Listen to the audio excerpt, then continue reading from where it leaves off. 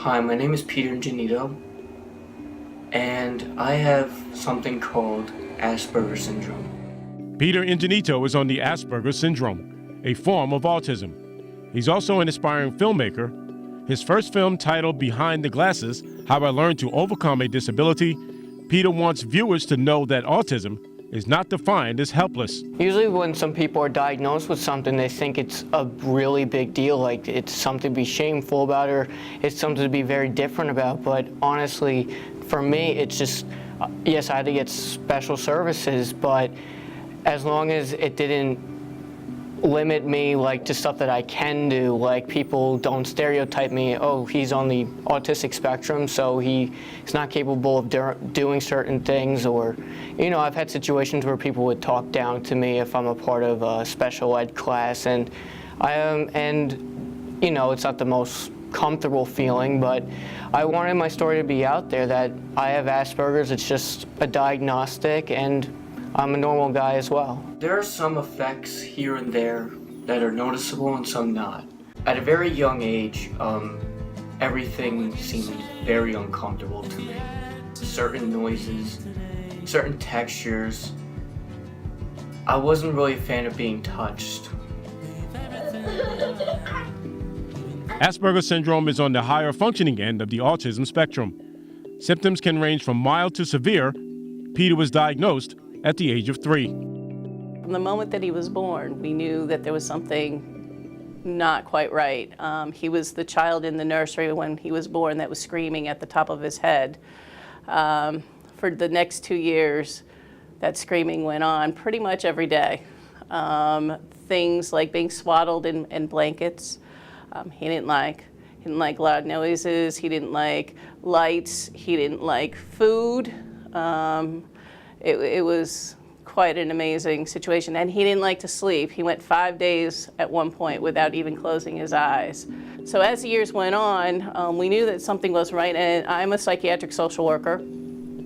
I couldn't figure out what the heck was going on. We had pediatricians tell us that he had schizophrenia. I knew he didn't have schizophrenia, and suddenly we now started to have an idea of what was going on with him. So I brought him to a neurologist who was also a psychiatrist. He had both degrees, and he was diagnosed with Asperger's. I have it, and I live a normal life with it, with some needs here and there, but it shouldn't make people discouraged or ashamed to just go out there. Even if someone's profoundly autistic, they shouldn't be ashamed, or even if they're really different or looked at differently, or people, because I've been made fun of a lot even when I was younger. Yes, like people are going to notice that there's something different, but don't always be ashamed about who you are, because you're still a human being. I recall middle school being one of the worst days of my life. Peter realized at an early age that he might not be like the other children, but he was taught not to let that discourage him. I never treated Peter any differently with the Asperger's or not. I've had one son. That's all I have to learn from is from my one son. He offers a very unique perspective. I always enjoy talking to him. We go for long walks, and he offers a perspective that is completely different from everybody else, and I always learn something from him, which is what I believe is going to help him as a filmmaker. About 1% of the world population has autism spectrum.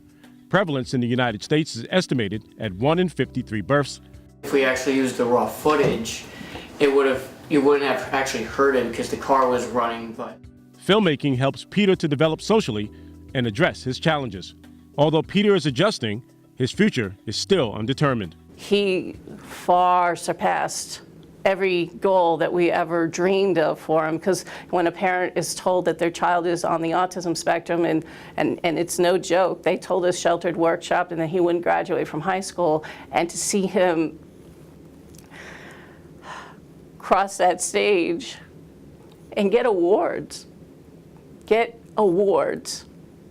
So it's scary, because what does the future have and you know, hold for him? But I do believe that with his hard work and with our support and with the right resources, he'll be fine.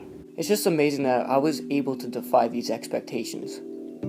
I never really looked at myself as someone with a disability, but someone who may struggle more than others. For Push Pause in Bethpage, This is Archie Snowden.